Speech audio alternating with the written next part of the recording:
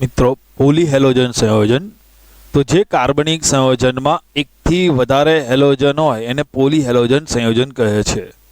પોલીહેલોજન સંયોજનમાં આપણે બે સંયોજન ભણી ગયા, મિથિલિન ક્લોરાઇડ અને ક્લોરોફોર્મ. આજે બીજા જોઈ લઈએ. આજે પોલીહેલોજન સંયોજન પતી જશે, એટલે આજે ચેપ્ટર પતી જશે.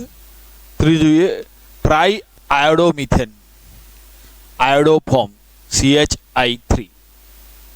તો શરૂઆતમાં આયોડોફોર્મનો ઉપયોગ જીવાણુનાશી એન્ટીસેપ્ટિક તરીકે થતો હતો, પણ આ આયોડોફોર્મનો આ જીવાણુનાશી તરીકેનો ગુણધર્મ એના પોતાના કારણે નહોતો, પરંતુ આ આયોડોફોર્મમાંથી આયોડિન મુક્ત થતો હતો અને એ આયોડિનના કારણે આ જીવાણુનાશી ગુણધર્મ ધરાવતો હતો. તો પ્રશ્ન પૂછાય કે આયોડોફોર્મનો જીવાણુનાશીનો તરીકેનો ગુણધર્મ કોના કારણે હતો? તો આયોડોફોર્મનો જીવાણુનાશી તરીકેનો ગુણધર્મ તેમાંથી ઉત્પન્ન થતા આયોડિનને કારણે હતો, પરંતુ એની વાસ એકદમ ખરાબ આવે છે. અરુચિકર ખરાબ વાસના કારણે હાલમાં તેના બદલે આયોડોફોર્મના બદલે આયોડિન યુક્ત આયોડિનવાળા અન્ય દવાઓનો ઉપયોગ કરવામાં આવે છે. એટલે અત્યારે આયોડોફોર્મનો ઉપયોગ જીવાણુનાશી તરીકે કરવામાં આવતો નથી. તો આમાંથી બે પ્રશ્ન પૂછી શકે. તો આયોડોફોર્મ બની પૂછાય, અથવા આયોડોફોર્મનો જીવાણુનાશી ગુણધર્મનો ઉપયોગ કોના કારણે કરવામાં આવતો હતો? તે આયોડોફોર્મમાંથી મુક્ત થતા આયોડિનને કારણે. પરંતુ આ આયોડોફોર્મ જે છે એની ખરાબ વાસને કારણે અત્યારે આયોડોફોર્મના બદલે આયોડિન વાળા બીજા સંયોજનોનો ઉપયોગ જીવાણુનાશી તરીકે કરવામાં આવે છે. નેક્સ્ટ સંયોજન આપણે જોઈએ ટેટ્રાક્લોરોમિથેન. એટલે એક કાર્બન એટલે મિથેન અને 4 Cl એટલે ટેટ્રાક્લોરોમિથેન. આનું સામાન્ય નામકરણ જોવા જઈએ તો કાર્બન ટેટ્રાક્લોરાઇડ. હવે પ્રક્રિયા કોર્સમાં નથી, પણ ક્લોરોફોર્મનું ક્લોરિનેશન કરવામાં આવે સૂર્યપ્રકાશની હાજરીમાં, તો હાઇડ્રોજનનું વિસ્થાપન Cl વડે થાય. એટલે આમાં એક Cl ઉમેરાય H ના બદલે, એટલે એક H દૂર થયો, એના બદલે એક Cl ઉમેરાય એટલે શું આવશે? CCl4. એક H દૂર થયો એ Cl સાથે જોડાઈ જશે અને શું બનાવશે? HCl. અસરો તો કાર્બન ટેટ્રાક્લોરાઇડની સી અસર થાય. તો કાર્બન ટેટ્રાક્લોરાઇડના વિશેષ સંપર્કથી મનુષ્યમાં યકૃતનું કેન્સર થાય છે. જો કાર્બન ટેટ્રાક્લોરાઇડના કોન્ટેક્ટમાં આવવામાં આવે, એના સંપર્કમાં આવે, તો યકૃતમાં કેન્સર થાય છે. તેની મુખ્ય અસરો, કાર્બન ટેટ્રાક્લોરાઇડની મુખ્ય અસરો શું થાય? ચક્કર આવે, માથું હલકું થવું, ઉબકા આવે, ઉલટી થાય, અને જેના કારણે ચેતાકોષોમાં કાયમી ક્ષતિ પહોંચે છે. વધુ ગંભીર પરિસ્થિતિમાં તરત બેભાન થઈ જવું, મૂર્છિત થઈ જવું, કોમામાં જતા રહે છે માણસ, બેહોશ થઈ જાય છે અને મૃત્યુ પણ પામી શકે છે. વધુ ગંભીર પરિસ્થિતિ હોય તો બેભાન થઈ જાય, મૂર્છિત થઈ જાય, કોમામાં જતો રહે માણસ, મૃત્યુ પણ પામી શકે છે. હૃદયના ધબકારા અનિયમિત થઈ જાય અથવા બંધ થઈ જાય, બંધ એટલે માણસ મૃત્યુ પામે. CCl4ના વિશેષ સંપર્કથી હૃદયના ધબકારા અનિયમિત થઈ જાય અથવા બંધ થઈ શકે છે. આમ જોવા જઈએ તો બધાનો મીનિંગ એકનો એક જ થાય છે. જો તે આંખના સંપર્કમાં આવે, એટલે કાર્બન ટેટ્રાક્લોરાઇડ જો આંખના સંપર્કમાં આવે તો બળતરા ઉત્પન્ન કરે છે. કાર્બન ટેટ્રાક્લોરાઇડ જો હવામાં મુક્ત થાય તો વાતાવરણમાં પહોંચે છે અને ઓઝોન સ્તરનું ક્ષયન કરે છે, ઓઝોન લેયરમાં ગાબડું પાડે છે, જેના કારણે પારજાંબલી કિરણો પૃથ્વીની સપાટી પર આવે છે, જેના કારણે મનુષ્યો એ પારજાંબલી કિરણો સાથેનો સંપર્ક વધે છે. આથી ચામડીના કેન્સર થાય, આંખના રોગ અને વિકાર થાય, પ્રતિરક્ષા મનુષ્યની જે ઇમ્યુનિટી સિસ્ટમ છે એ ઇમ્યુનિટી સિસ્ટમમાં ભંગાણ પડે છે. તો કાર્બન ટેટ્રાક્લોરાઇડને કારણે શું થાય? યકૃતનું કેન્સર થાય, માથું દુખવું, ચક્કર આવવા, ઉબકા આવવા, ઉલટી થવી, ચેતાકોષોમાં કાયમી નુકસાન થઈ જાય, વધારે પડતા હોય તો માણસ મૂર્છિત થઈ જાય, બેભાન થઈ જાય, મૃત્યુ પામી જાય, હૃદયના ધબકારા અનિયમિત થઈ જાય કે બંધ થઈ જાય, આંખના સંપર્કમાં તો આંખમાં બળતરા થાય છે, હવામાં મુક્ત થતો તો વાતાવરણમાં જતો રહે, તો વાતાવરણમાં જતો રહે તો ઓઝોન સ્તરનું ગાબડું પાડે છે, જેના કારણે ઓઝોનમાં ગાબડું પડે એટલે પારજાંબલી કિરણો પૃથ્વીની સપાટી પર આવે એટલે મનુષ્ય એ પારજાંબલી કિરણોના સંપર્કમાં આવે એટલે ચામડીનું કેન્સર થાય, આંખોના રોગો થાય, વિકાર આવે અને ઇમ્યુની સિસ્ટમ છે એ મનુષ્યના ઇમ્યુની સિસ્ટમમાં ભંગાણ પડે છે. ઉપયોગ તો કાર્બન ટેટ્રાક્લોરાઇડનો ઉપયોગ ક્યાં કરવામાં આવે છે? તો તેનું મોટા જથ્થામાં ઉત્પાદન. તો કાર્બન ટેટ્રાક્લોરાઇડ જેટલો પણ એનો મોટો જથ્થો શામાં વપરાઈ જાય છે? પ્રશીતક બનાવવામાં. અને વાયુ વિલય, વાયુ વિલય એટલે આપણે એરોસોલ, એ આપણે વિસમાંગ મિશ્રણ છે વાયુઓનું, જે આપણે જોઈશું કલીલ ભણીશું ત્યારે. તે વાયુ વિલય પાત્રો માટે નોદક પ્રોપેલન્ટના ઉત્પાદનમાં ઉપયોગ કરવા માટે કરવામાં આવે છે. તો મોટાભાગનો કાર્બન ટેટ્રાક્લોરાઇડનો ઉપયોગ શામાં કરવામાં આવે છે? પ્રશીતક બનાવવામાં અને નોદક બનાવવામાં, પ્રોપેલન્ટ બનાવવામાં. આ નોદકનો ઉપયોગ શા માટે થાય છે? વાયુ વિલયના પાત્રો માટે નોદકના પ્રોપેલન્ટના ઉત્પાદનમાં કાર્બન ટેટ્રાક્લોરાઇડનો ઉપયોગ કરવામાં આવે છે. તેનો ઉપયોગ ક્લોરોફ્લોરોકાર્બન સંયોજનો, અને પછીના સંયોજનમાં આપણે જોઈશું ફ્રીઓન. તો કાર્બન ટેટ્રાક્લોરાઇડનો ઉપયોગ ક્લોરોફ્લોરોકાર્બન સંયોજનો અને અન્ય રસાયણના સંશ્લેષણમાં કાચા માલ તરીકે ઉપયોગ થાય છે. એટલે ક્લોરોફ્લોરોકાર્બન બનાવવા માટે અથવા બીજા કાર્બનિક સંયોજનો બનાવવા માટે કાચા માલ તરીકે કાર્બન ટેટ્રાક્લોરાઇડનો ઉપયોગ થાય છે. કાર્બન ટેટ્રાક્લોરાઇડ એ ઔષધોના ઉત્પાદનમાં સામાન્ય દ્રાવક તરીકે પણ એનો ઉપયોગ કરવામાં આવે છે. તો ઔષધો બનાવવામાં એનો ઉપયોગ થાય છે, દ્રાવક તરીકેનો ઉપયોગ થાય છે. તેનો ઉપયોગ ઉદ્યોગોમાં ગ્રીસની સફાઈ માટેના દ્રવ તરીકે, એટલે ગ્રીસના ડાઘા પડી ગયા હોય તો એ ગ્રીસના દૂર કરવા માટે એની સફાઈ માટેના દ્રવ તરીકે, પદાર્થ તરીકેનો ઉપયોગ થાય છે. ઘરમાં ગ્રીસના દાગ પડી ગયા હોય, તેલના દાગ પડી ગયા હોય તે દૂર કરવા માટે કાર્બન ટેટ્રાક્લોરાઇડનો ઉપયોગ થતો હતો. કાર્બન ટેટ્રાક્લોરાઇડ એ અગ્નિશામક તરીકે પણ વપરાય છે. તો જ્યારે પેટ્રોલથી આગ લાગી હોય કે બધાથી આગ લાગી હોય ત્યારે કાર્બન ટેટ્રાક્લોરાઇડનો ઉપયોગ અગ્નિશામક તરીકે કરવામાં આવે છે.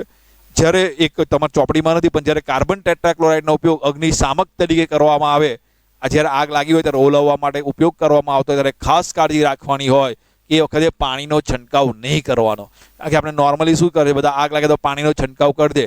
તો કાર્બન ટેટ્રાક્લોરાઇડનો ઉપયોગ કરે ત્યારે પાણીનો છંટકાવ નહીં કરવાનો. પાણીનો છંટકાવ થઈ ગયો હોય તો પછી કાર્બન ટેટ્રાક્લોરાઇડનો ઉપયોગ અગ્નિશામક તરીકે કરી શકાશે નહીં. આ તમારી જાણકારી માટે.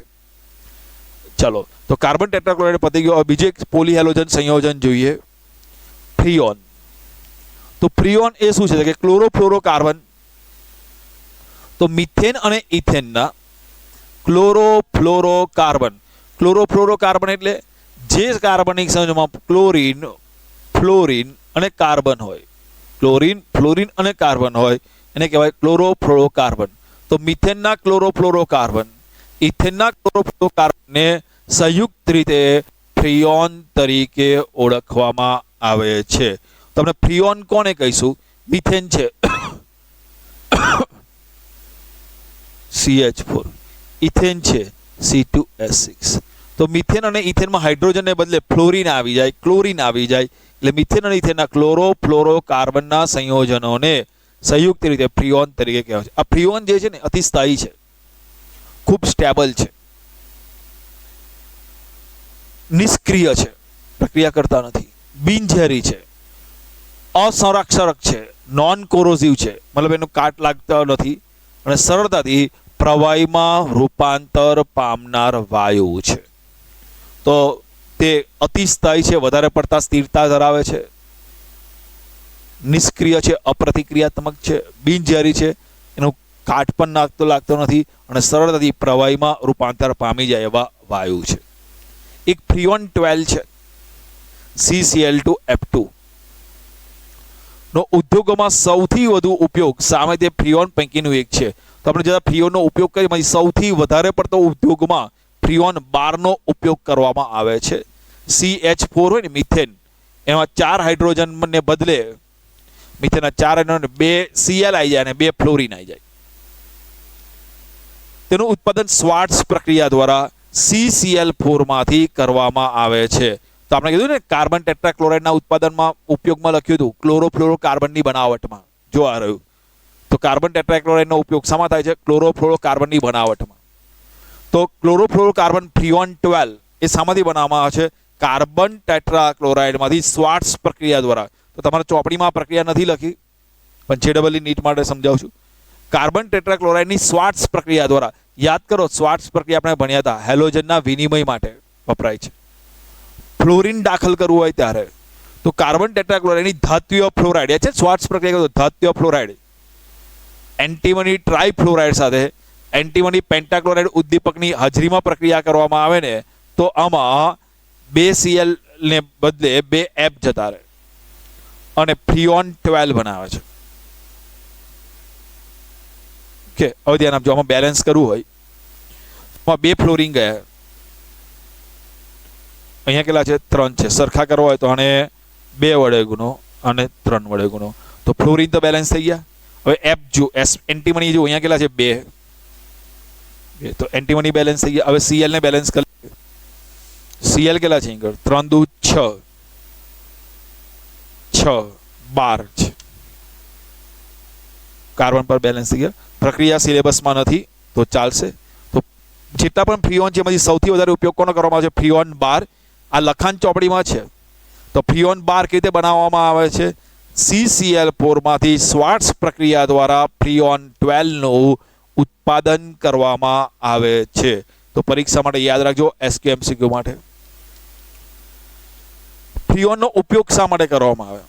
વાયુ વિલય એરોસોલમાં, નોદક પ્રોપેલન્ટ તરીકે, પ્રશીતન અને વાતાનુકૂલિતમાં એસીમાં તેનો ઉપયોગ કરવામાં આવે છે.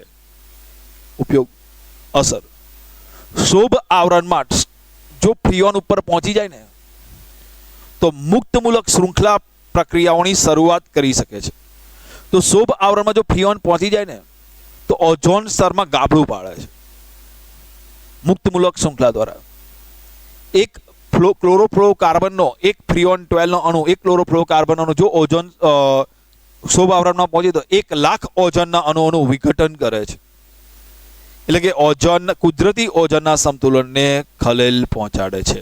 જો શોભ આવરણમાં ફ્રીઓન પહોંચી જાય તે મુક્તમૂલક શૃંખલા કર્યા કરે, લાંબી ચેન બનતી જાય અને એક ક્લોરોફ્લોરોકાર્બનનો અણુ લગભગ 1 લાખ ઓઝોનના અણુનું ક્ષયન કરી નાખે છે, જેને કારણે કુદરતી ઓઝોન સંતુલનને ખલેલ પહોંચાડી શકે છે. તો ફ્રીઓનમાં આટલું યાદ રાખવાનું કે ભાઈ ફ્રીઓન કોને કહેવાય? તો મિથેન અને ઇથેનના ક્લોરોફ્લોરોકાર્બનને સંયુક્ત રીતે ફ્રીઓન કહેવાય છે. ફ્રીઓન કેવા હોય છે? સ્થાયી હોય છે, નિષ્ક્રિય હોય છે, બિનઝેરી હોય છે, કોરોઝન નથી થતું, પ્રવાહીમાં સરળતાથી રૂપાંતર પામી જાય. ફ્રીઓન તો બધા બહુ છે, એમાંથી સૌથી અગત્યનો કયો છે? ફ્રીઓન 12. કેવી રીતે બનાવવામાં આવે છે? કાર્બન ટેટ્રાક્લોરાઇડની શ્વાર્ટ્ઝ પ્રક્રિયા દ્વારા બનાવવામાં આવે છે. ઉપયોગ વાયુ વિલય, નોદક, પ્રશીતન અને વાતાનુકૂલિતમાં થાય છે. અસર શોભ આવરણમાં પહોંચી જાય તો એ ક્લોરોફ્લોરોકાર્બનનો એક અણુ 1 લાખ ઓઝોનના અણુનું ક્ષયન કરી જાય છે. આથી કુદરતી ઓઝોનના સંતુલનને ખલેલ પહોંચાડી શકે છે. ચલો, મોસ્ટ ઇમ્પોર્ટન્ટ જોઈએ DDT. તો પોલીહેલો સંયોજનમાં DDT તો પરીક્ષામાં પૂછાય. DDT નું IUPAC નામકરણ જણાવો, પૂરું નામ જણાવો. Para para dash dichloro diphenyl trichloro ethane. મોઢે કરી દેજો. DDT para para dash dichloro diphenyl trichloro methane ethane. Ethane એટલે કેટલા કાર્બન? 2. આ 1 અને 1 2 કાર્બન. પેરાપેરાડેસ ડાઇક્લોરો ડાઇફિનાઇલ.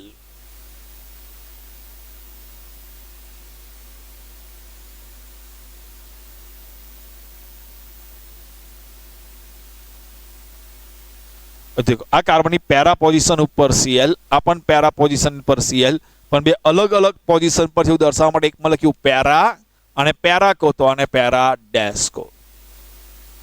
डाइक्लोरो डाइफिनाइल एक फिनाइल आ बाजू एक बीजू ए बाजू એટલે એવું છે. पैरा कार्बन पर क्लोरोफिनाइल, आना पर क्लोरोफिनाइल. पैरा पैराडाइस पर डाइक्लोरो 2 क्लोरो 2 फिनाइल रिंग છે. ट्राइक्लोरो હવે આ કાર્બન પર તો 3 Cl આવી નહીં શકે, તો આ કાર્બન પર 3 Cl. ટ્રાઇક્લોરો ઇથેન. આમાં કાર્બનની સંયોજકતા પ્રમાણે H મૂકી દો તો અહીંયા H. તો આ થઈ ગયું ડીડીટીનું બંધારણ. 2 કાર્બન લખી દો પહેલા, એટલે ઇથેન થઈ ગયું. પેરાપેરાડેસ ડાઇક્લોરોડાઇફિનાઇલ, તો ક્લોરોફિનાઇલ એક આમ લખી દો, એક આમ લખી દો, પેરાપેરાડેસ થઈ. ટ્રાઇક્લોરો 3Cl. તો સૌ પ્રથમ ક્લોરીન વાળું જંતુનાશક છે. તો પ્રથમ ક્લોરીન યુક્ત કાર્બનિક જંતુનાશક ડીડીટી. તો ક્લોરીન યુક્ત કાર્બનિક જંતુનાશક ડીડીટી મૂળ રીતે 1873 સૌ પ્રથમ બનાવાયો હતો, પરંતુ તેની જંતુનાશક તરીકેની અસરકર્તાની શોધ પોલ મુલરે કરી હતી. આથી પોલ મુલરને 1848 ચિકિત્સા અને દેહ ધર્મના વિજ્ઞાન માટે નોબેલ પારિતોષિક એનાયત કરવામાં આવ્યું હતું. આમ તો આ બધો પ્રશ્ન ના પૂછાય, પણ પૂછવા માટે એટલે કહી દઉં કે ભાઈ ક્લોરીન ડીડીટી એ જંતુનાશક તરીકેની અસરકારક છે એવું સૌ પ્રથમ કોણે કીધું હતું? Paul Muller. અને એના માટે પાઉલ મુલરને 1848 ચિકિત્સા અને દેહધર્મ વિજ્ઞાન માટે નોબેલ પારિતોષિક એનાયત કરવામાં આવ્યો હતો. બીજા વિશ્વયુદ્ધ થઈ ગયા પછી, તૃતીય વિશ્વયુદ્ધ પછી ડીડીટીનો ઉપયોગ ખૂબ જ વિશ્વ સ્તરે બૃહદ પ્રમાણે વધવા લાગ્યો. કારણ કે ડીડીટી છે ને એ મેલેરિયા ફેલાવનારા મચ્છરો અને એક ટાઇફસ, એક પ્રકારનો ચેપી તાવ છે, એ ફેલાવનારી જુઓનો નાશ કરવામાં અસરકારક હતું. તો તૃતીય વિશ્વયુદ્ધ પછી ડીડીટીનો ઉપયોગ વિશ્વમાં ખૂબ જ વધી ગયો, કારણ કે જે મેલેરિયા ફેલાવનારા મચ્છરો છે, ટાઇફસ એક પ્રકારનો ચેપી તાવ છે, એ ટાઇફસ એક પ્રકારનો ચેપી તાવ જુઓ છે, એનો નાશ કરવા માટે ખૂબ જ અસરકારક હતું. પણ ડીડીટીનો ઉપયોગ એટલો બધો વધતો ગયો, 1940ના અંતમાં ડીડીટીના અધિક પ્રમાણના ઉપયોગને કારણે સમસ્યા ઉત્પન્ન થઈ. મન ફાવે એમ ડીડીટીનો ઉપયોગ કરતા ગયા. એના કારણે શું થયું? જંતુઓ અને તેની પ્રજાતિઓએ પણ ડીડીટી પ્રત્યેની પ્રતિરોધકતા વિકસાવી દીધી. તો જંતુઓ અને એની પ્રજાતિઓ ને ડીડીટીની પ્રત્યેની પ્રતિરોધકતામાં વધારી દીધી. મતલબ કે ડીડીટીનો છંટકાવની એના ઉપર કોઈ પછી અસર થવા લાગી નહીં, પરંતુ માછલીઓ માટે અતિ ઝેરી સાબિત થઈ. એટલે આ ડીડીટી જ્યારે નદીમાં જાય, તળાવમાં જાય, સરોવરમાં જાય, એમાં જે માછલીઓ હોય એ માછલીઓને નુકસાન થાય. જ્યારે એટલે માછલીમાં ડીડીટી ગયું તો માછલીઓ મરી જશે, બરાબર છે, માછલીઓમાં નુકસાન. અને જો એ ડીડીટી વાળી માછલી જો મનુષ્ય ખાય તો મનુષ્યમાં પણ ડીડીટી આવી જાય. અને મનુષ્યમાં ડીડીટીનું ચયાપચય થતું નથી, પાચન થતું નથી, એના વિશે ભણીએ છીએ. તો એક તો મનુષ્યમાં એક માછલી ખાવાથી પણ આવે છે. બીજું, ડીડીટીની રાસાયણિક સ્થાયીતા છે અને ચરબીમાં દ્રાવ્યતાએ એનું વધુ જટિલ બનાવી છે, એની સમસ્યાને વધુ જટિલ બનાવી છે. તો ડીડીટીની રાસાયણિક સ્ટેબલ છે અને ચરબીમાં ઓગળી જાય છે, જેની એ સમસ્યાને બહુ જટિલ બનાવી દીધી. તો સમજો, એક ડીડીટી માછલી થાય અને શ્વાસ દ્વારા પણ ડીડીટી આવે. તો પ્રાણીઓ દ્વારા ડીડીટીનું એટલે શરીરમાં આવી જાય આપણા પ્રાણીઓમાં, તો ડીડીટીનું ઝડપથી ચયાપચય થતું નથી. એટલે ડીડીટીને આપણે પચાવી શકતા નથી. તેના બદલે તે ચરબીમાં દ્રાવ્ય હોવાથી ચરબીયુક્ત પેશીમાં જમા થયા કરે અને તેનો સંગ્રહ થયા કરે છે. એટલે પ્રાણીઓમાં ડીડીટીનું ઝડપથી ચયાપચય થતું નથી, પણ તેના બદલે ચરબીવાળી પેશીઓમાં એ જમા થયા કરે છે, એનો સંગ્રહ થયા કરે છે. જો તેનું અંતઃગ્રહણ સ્થાયી દરે સતત વધતું રહે, તો જો ધીરે ધીરે ડીડીટીનો સંગ્રહ આવી રીતે શરીરમાં થયા કરે તો સમય જતાં પ્રાણીઓમાં ડીડીટીની માત્રા વધતી જશે અને મનુષ્યને કેન્સરનું જોખમ રહે છે. આવું મનુષ્યને પછી કેન્સર ના થાય એટલા માટે સંયુક્ત રાષ્ટ્રમાં 1973 ડીડીટીના ઉપયોગ પર પ્રતિબંધ લગાવવામાં આવ્યો હતો કે ડીડીટીનો ઉપયોગ કરવાનો નહીં. પરંતુ વિશ્વના અનેક સ્થાનો પર આજે પણ ડીડીટીનો ઉપયોગ થઈ રહ્યો છે. તો પોલીહેલોજન સંયોજન બધા કમ્પ્લીટ વાંચી જજો. તો આ ચેપ્ટર પતી ગયું છે. તો આ ચેપ્ટરમાં તમારે હવે અત્યારે ચોપડીમાં જે લખાણ સંબંધિત પ્રશ્નો છે એ અને એક્સરસાઇઝના પ્રશ્નો છે એ સોલ્વ કરી લેજો. જો કોઈ ડાઉટ હોય તો જણાવજો, તો એટલે આપણે પછી ડાઉટ સોલ્વિંગ સેશનનો એક વિડીયો લેક્ચર લઈ લઈશું. ઓકે, ચલો નેક્સ્ટ લેક્ચરમાં મળીએ.